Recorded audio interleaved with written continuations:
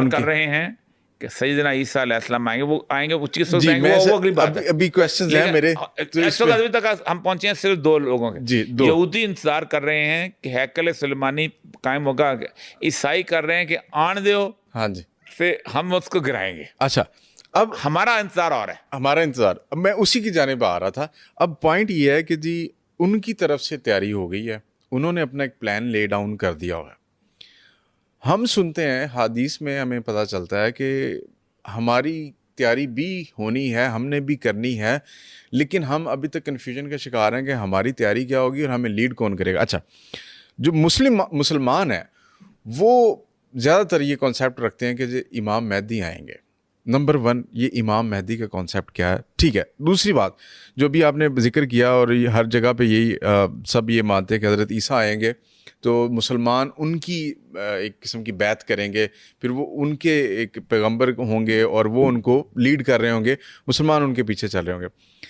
اس جگہ پہ کرسچنز جو اس ٹائم امریکہ ہے یا یورپ ہے وہ بھی ایک اپنا پلان لے کے بیٹھے ہوئے ہیں. دیکھیں 2-3 چیزیں بہت واضح کرنے، پوری دنیا کا نقشہ اٹھا لیں تو آپ کو پریکٹسنگ کرسچنس کی ایک تعداد ملے گی، پریکٹسنگ مسلمس کی ایک تعداد ملے گی جو واقعی اس پہ، پریکٹسنگ جیو کی اکثریت ملے گی، ٹھیک ہے، اور اس کے ساتھ ساتھ آپ کو وہ ملیں گے سیکولر لبرل اکثریت. آپ کسی بھی ملک میں جائیں تو آپ کو یہ نہیں کہا جاتا کہ England is a Christian country, ٹھیک ہے، بالکل ایسے. French is not a Christian country, France is not a Christian, it's a French. Nations کو رنگ، نسل، زبان کی بنیاد پہ تقسیم کر دیا گیا.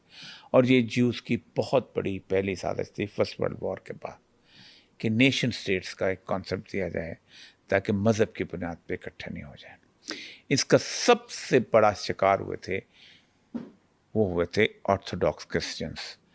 آرتھوڈاکس کرسچن کا ہیڈ کوارٹر تھا قسطنطنیہ.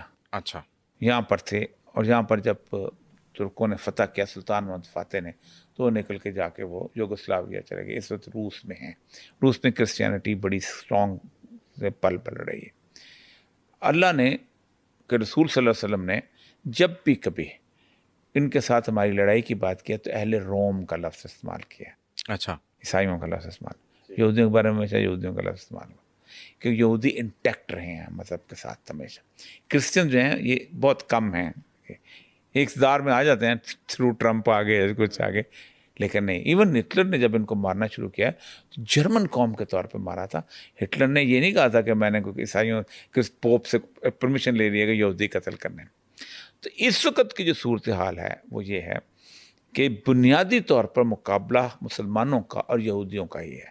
اچھا، صرف ایک چھوٹی سی تعداد ہے عیسائیوں کی جو سمجھتی ہے کہ ان کو مدد کرنی چاہیے، وہ امریکہ کے اندر ہے وہ بھی، اور جب حضرت عیسیٰ آئیں گے تو، ورنہ باقی کہتے ہیں عیسائی اس بات پہ ٹھنڈ کر کے سوئے ہوئے ہیں کہ ہمارا جو بھی عیسیٰ تھا وہ ہمیں بخشو کے چلا گیا. اس کا اختیار پوپ کو دے گیا. اس کا مشہور دستوفسکی کا ناول بڑا مزدار ہے، اگر کبھی، لیکن شاید لمبا وقت ہو جائے گا. دستوفسکی کے ناول ہے کہ ادھر یہ تھا کہ یورپ میں عیسائی جو چرچ تھا نا، بڑا ظالم چرچ، یہ کرتے یہ تھے کہ جو کوئی سائنسدان مل گیا، کوئی فلاسفر مل گیا، پھڑکا دو. پھڑکاتے بھی بڑے عجیب طریقے سے تھے. کوئی اور بندہ اس طرح کا پاگل واگل ٹائپ مل گیا، جو کنواری عورت، جو شادی شدہ عورت جس کی 50 سال تک بچہ پیدا نہیں، بانجھ ہو گئی، وہ مل گئی. ان ساروں کو کہتے تھے کہ ان کے اندر شیطان گھس جاتا ہے. اچھا، اس کا لفظ تھا وچ کرافٹ. وچ کرافٹ. تو وچ کرافٹ میں کرتے تھے کہ ان کو اٹھاتے تھے، ہر گاؤں سے بندے اکٹھے کرتے تھے سارے اس طرح کے. ٹھیک، اس کی کتاب میں ہائیڈلبرگ میں تو کتابوں کو لا کے آگ لگائی تھی انہوں نے، اور اس کی آگ جو تھی 40 دن تک جلتی رہی تھی.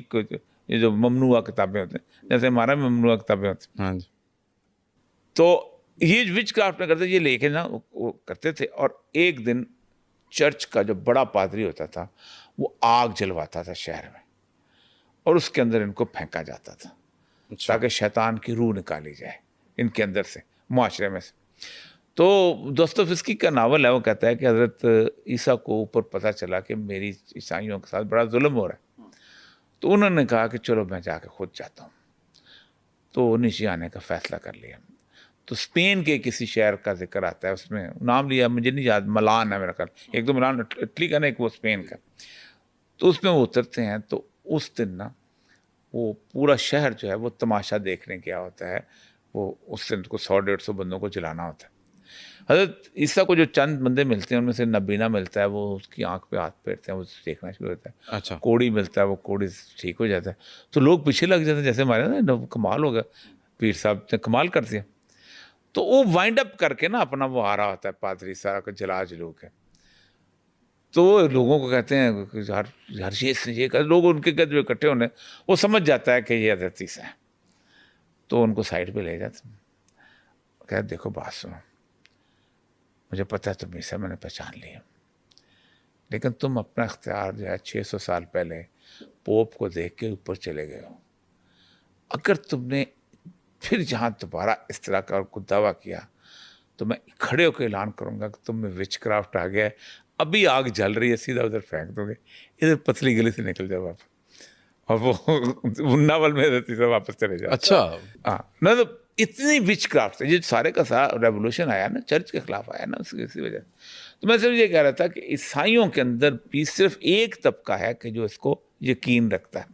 دوسری بات یہ ہے کہ یہودیوں کے ارد گرد اب عیسائی کوئی رہ نہیں گیا، جہاں انہوں نے بنانی ہے حضرت داؤد علیہ السلام کی حکومت، ٹھیک ہے، وہاں تو عیسائی نام کو نہیں ہے۔ بالکل ایسے۔ پھر قرآن پاک کا ایک اور بڑا فیصلہ ہے جو ثابت ہوا ہے اس یہودیوں کے بارے میں، جو پیش گوئی قرآن کہتا ہے ضربت علیہم الذلۃ والمسکنۃ وباؤوا بغضب من اللہ، ہم نے تم پر مسلط کر دی ذلت اور رسوائی اللہ کے وقت قیامت تک تم پہ، تم کبھی اب آپ اوپر نے، ہاں ایک طرح سے آتے حبل من اللہ و حبل من الناس، یا تو تم معافی مانگ کے اللہ کی طرف رجوع کرو تب تم عزت سے، پھر تم عزت تمہیں دے، یا تمہیں دنیا میں انسانوں کا کوئی گروہ مدد کرے گا، اکیلے تم طاقتور نہیں ہو سکتے۔ اچھا، اس لیے جب تک امریکہ ان کے ساتھ نہیں تھا، بالفورڈ میں انگلینڈ ان کے ساتھ نہیں تھا، یہ رلتے پھرتے تھے پوری ٹھیک ہے۔ دنیا۔ تو اب اس وقت جو لڑائی ہے میں آپ کو بتاؤں، یہ ہمارے ساتھ ہے۔ اب دوسری طرف آ جائیں، جو امام مہدی والا۔ ہم آتے ہیں، ہمارا مسئلہ یہ ہے کہ ہمارے بارے میں یہ ہے کہ رسول اکرم صلی اللہ علیہ وسلم نے ایک ٹائم لائن بتائی ہے، جن میں سے پہلی ٹائم لائن جو میں اس کے بیان کر چکا ہوں وہ ہے 1920 کے پاس، ویسے شروع ہوتی ہے جیسے 1920 میں یاجوج اور ماجوج کی آنے سے شروع ہوتی ہے۔ ٹھیک ہے، آپ صلی اللہ علیہ وسلم فرمایا دیکھو تمہاری کڑیاں ٹوٹیں گی، اور سب سے پہلی کڑی جو ہے تمہاری مرکزیت کی ٹوٹے گی، خلافت کی ٹوٹے گی۔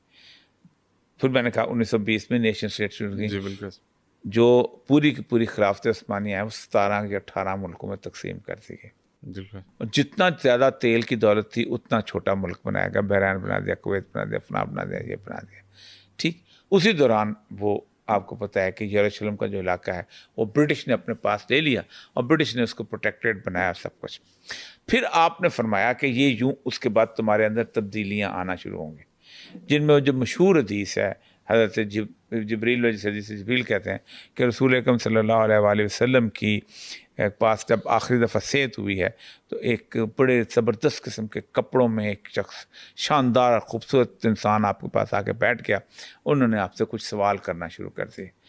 پہلے سوال کیا ایمان کیا ہے، پھر کہا اسلام کیا ہے، پھر کہا گیا اپنا کہ احسان کیا ہے، پھر پوچھا کہ قیامت کب آئے گی۔ ان کا جتنا تم جانتے ہو اتنا میں جانتا ہوں، زیادہ نہیں جانتا۔